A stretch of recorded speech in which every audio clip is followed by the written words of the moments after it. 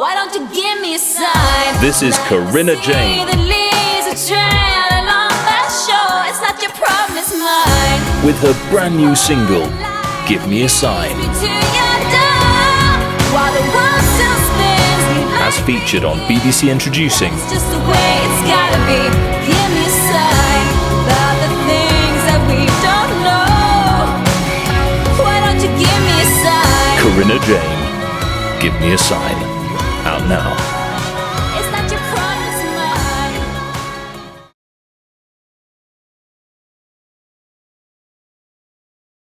mine. Once upon a time, words began to vanish from the language of children. They disappeared so quietly. Hello, I'm Sophia Jessica, and welcome to The Fan Carpet. Congratulations with the film. I watched it last night. It's brilliant. So well done on that. Oh, thank you. Really enjoyed it. If we go back to the beginning, was there a defining moment for you both to get into the entertainment industry? Defining moment for me, yeah, when I was a kid, when I was 10 years old, that's when it really started for me. Yeah, as soon as I realized that like Superman was played by an actor, wasn't a real person, I was like, oh, that sounds like a cool job. And I would go and see movies and they would take me someplace else and they would make me feel better about life. And I thought, hey, how cool would that be to be in movies? So when I was a kid. Great. And for you? Same with me. I saw the movie A Little Princess by Alfonso Cuarón when I was 8 years old. And I remember just falling in love with the magic of the movie. And then the same thing, basically. I found out that little girl, Liesl Matthews, was an actress. And I immediately just realized, oh, that's what I want to do. That's what I want to do. And I didn't stop talking about it from that time on. And then, and then my parents were like, all right, we'll pay for acting lessons. And that was kind of my journey as well. It was just, I guess, escapism, similar, but just fantasy and imagination, and it all just seemed so fun. I don't think I understood it, obviously, as a kid. I was like, wow, you get to just have all these amazing experiences like that girl in A Little Princess. So, yeah, and I look back on that time and think, if only I could go back to my younger self and say, it happened. Can you believe it? The magic in that movie is real. If you think about it, it can happen. Awesome. Now, this is the second time that you're working together. What's the collaboration like? And what was it specifically about this story that made you want to tell it? It's hard. It's really hard. She's my hardest, toughest critic. Also, sometimes I giggle a lot because I can't take it seriously. She really, we push each other. It's hard. It's crazy. I look, and also too, when we made The Ever After, the fact that we were a new couple, and we were making a movie about a marriage that was like falling apart. And we had just gotten together. We're just pregnant. I was like, we were out of our minds. How did we do that? We just, I think the thing that's amazing when you make a film with your loved ones is that there's real profound love there. So there's a real sense of care and, a sense of duty and obligation to do well and do things right. And so while we will push each other, the good thing is that we know that we're doing that because we love each other and we want the best out of each other and we want to do great work. So it was worth all the challenges that it presented. Awesome. Yeah, it definitely comes through on screen. The Place of No Words deals with some sensitive subjects. Was there room for improvising when shooting? Yeah, there was a lot of improv in the film. So much of my process is that I set the scene, I set the parameters of the scene and the goals, the emotional beats that we need to hit. But sometimes I'm not so concerned about how we get there and how we hit those beats. So that leaves a lot of room for improv and exploration. And once you have improv in a film, it really sets the bar, because then when you're putting real moments on screen, anything that doesn't match that tone kind of can't be in the film. So it poses an interesting challenge when you start to incorporate improv in a film, because you kind of have to maintain that level, that integrity of what improv offers. So that was challenging throughout the making of the movie, but I feel like we rise to it. Some of my favorite moments in the film are the unscripted moments, the in-betweens, like when I burst out into a giggle fit surrounding Uranus and I couldn't stop inappropriately laughing in front of my 3-year-old. I never thought that would be in the final cut, but of course now it's like one of the scenes that people love the most. And it was just like completely authentic, and it was the dynamic of our relationship with our kid. And so that was really fun. And I think as a performer, it's very liberating to have a director say like, hey, here's what we have to hit. I don't care how you get there, but let's just sort of give it a go. And, coming from my husband, it made it funnier because I giggled at him every time he put on his serious director hat. I was like, no, come on. But he was so beautifully accepting and warm and open with like all the things that I tried to do with the character. Right, cool. That definitely comes through, and that scene is a favourite when you just giggling over Uranus, basically. It's funny because I'm a 5-year-old child, and I thought it was hilarious. It always is. Always is. I think that's something that's ingrained in us from an early age, that that toilet humor is funny. So it's so funny. And it must be quite freeing when you have that freedom on set. Just go with the flow. I'm so comfortable, obviously, with Marc. I felt like I could try lots of things. I could also stuff up, and I wasn't worried about losing my job. There was a real freedom in that. I knew he wasn't going to fire me. So it meant I could try different things and be wacky. And the first time we worked together on The Ever After, it was the same way. And I could be bold and take risks.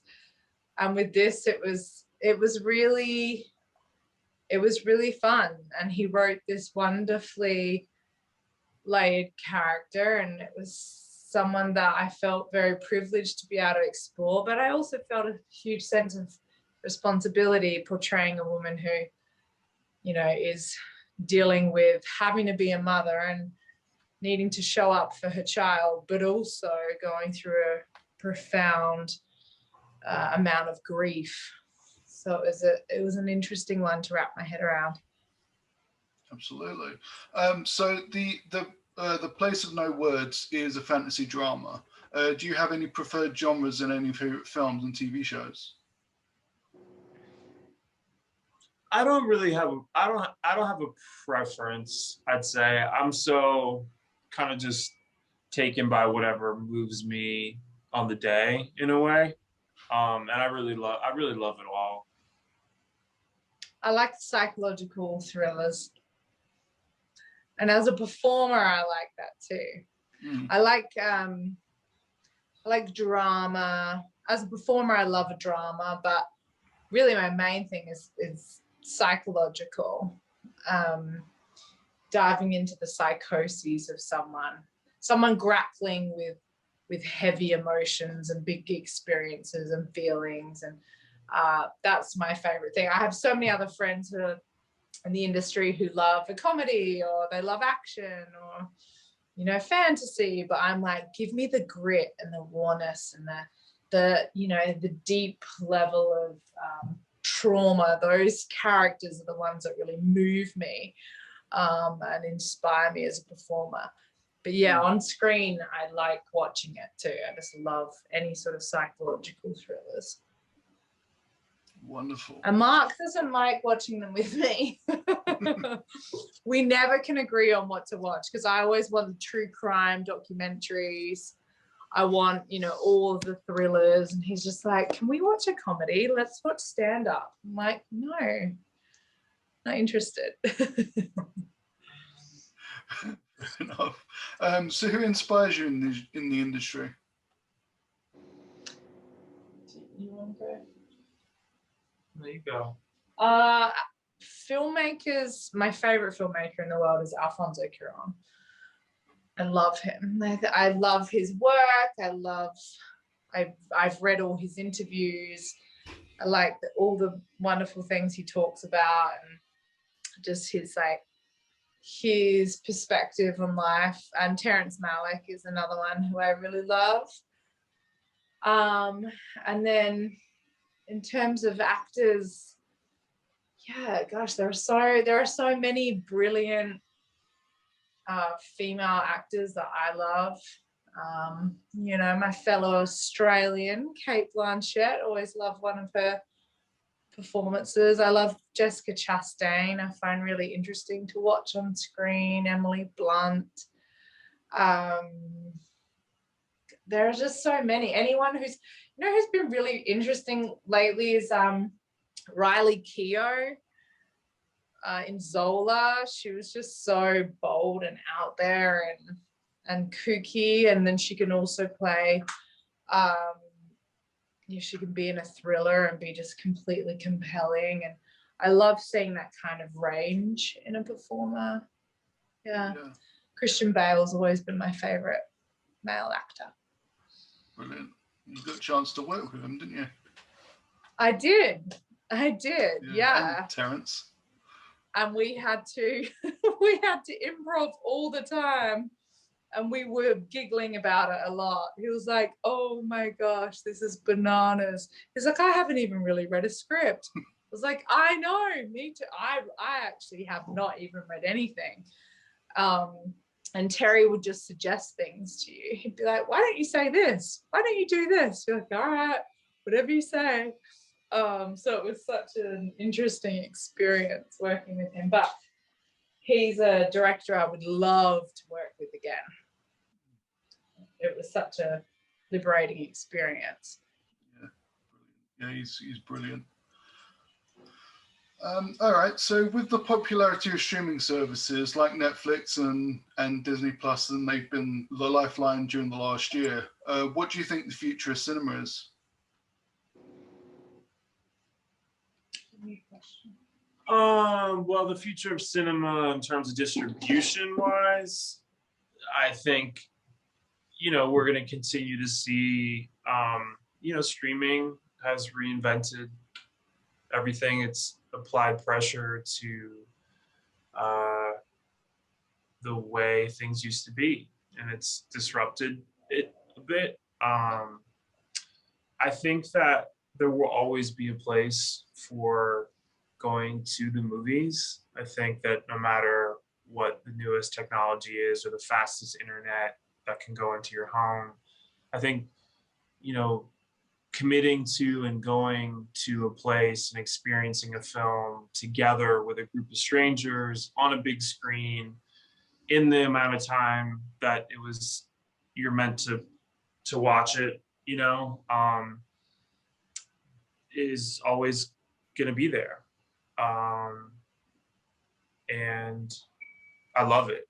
And I love going out and seeing a movie, and what it does for me as an artist and just a person in the world. Like I love movies. So, and I think that, we're in a big boom where anybody has access to, if you have a phone, you can make a film now, period.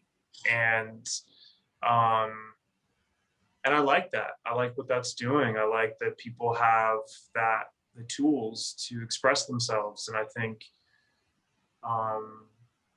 it will continue to make this cinematic landscape kind of fresh and new and vibrant and inventive. And that's what I look forward to most, is just how inventive filmmakers can be with what is at your fingertips now. And I try not to worry so much about the distribution of it all, and the business of it all. I think that the business will always be strong, and there will always be a film business. And yeah, I think it's going to be more and more about curation, in the sea of streamable content and streamable films and television. I think people that you respect and admire, their sensibilities, their aesthetic, their taste, curating sections on Netflix or whatever are going to be where it's at, is all in the curation of things. I think is a big part of the future of cinema, especially in the streaming age, because I think people like to be pointed into a particular direction. And I think that with streaming, it's really, there's so much possibility with that and how you curate, and I think Criterion does such an amazing job of that.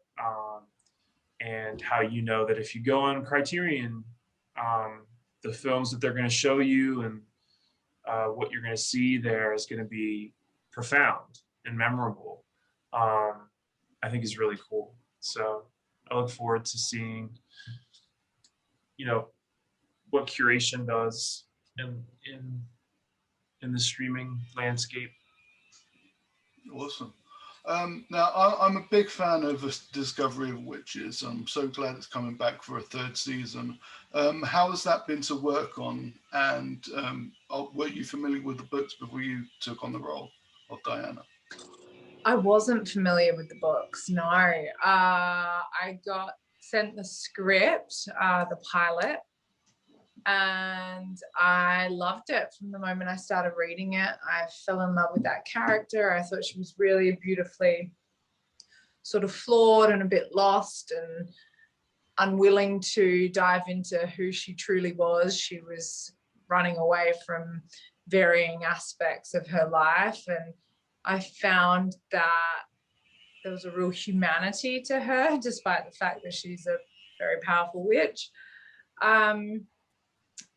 And I wanted to work with the people involved. I thought, I was a big fan of the show The Night Of, which Jane Tranter executive produced, and she put that together. And so when I met with her, she's talked about this story, and I realized this is definitely something that I would want to sign up for 3 years. Television is so different, and I had never done television before, because the medium of film is you have these 3-month periods of being with a character and being kind of like at summer camp, and you have such a wonderful, profound experience, and it's over, and then you move on to the next experience.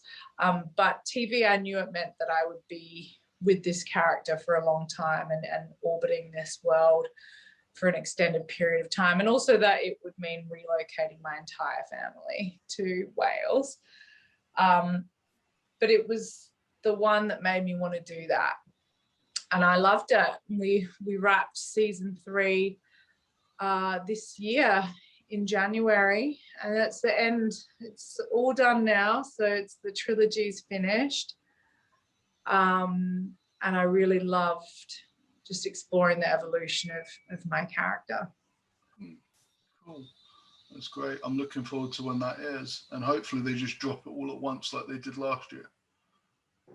I know. Well, they do that in the UK, but then they don't do that in the States. So it was funny promoting it this year. I had to be really mindful not to give spoilers away, even though half of the people who follow me on social media had binge watched it immediately, and then the other half were having to wait for the episodes week by week.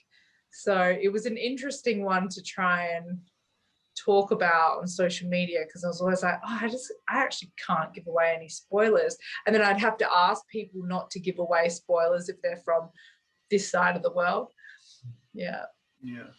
Where can we find you online to keep up with everything you're doing? I'm on Instagram at Teresa Palmer. And yeah, I'm on Instagram at Mark Webber. Okay, brilliant. And just finally, what are you hoping audience will take away from the film when they see it? I hope that they just have an emotional connection to it. I hope that it emotionally resonates with them, and that they can feel connected to the human experience, and that they laugh and they cry and they reflect. Awesome. Well, thank you so much for taking the time to speak to me this morning. It's been wonderful, and congratulations with everything you're doing, and welcome that new little bundle. Thank you so much. We appreciate it, Mark. Take care. Look after yourselves. All right. Bye. Take care. Bye. Thank you for watching The Fan Carpet. Please follow us on Facebook, Twitter and Instagram for more content next time. Where do we go when we die? Where do you think we go?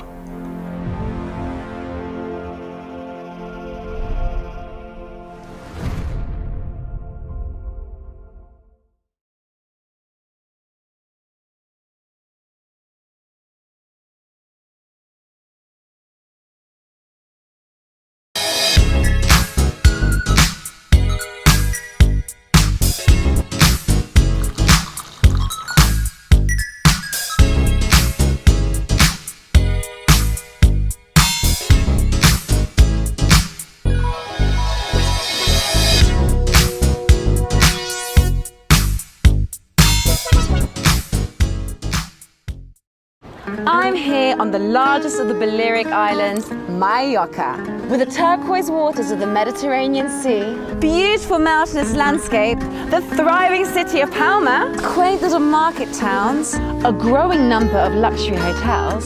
It's no surprise that the likes of Audrey Hepburn and Elizabeth Taylor like to holiday here. So come and join me as I take you round Mallorca.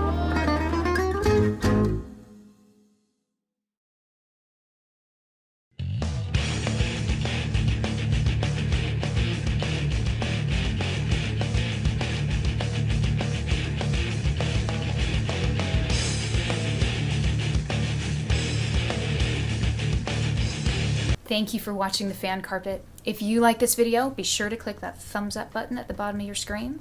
And also be sure to subscribe to the Fan Carpet YouTube channels. They're absolutely free and so much fun too. Be sure to check out the official website, thefancarpet.com. Also, you can follow us on Facebook, Twitter, and Instagram to stay up to date with reviews, competitions, the latest news, and so much more.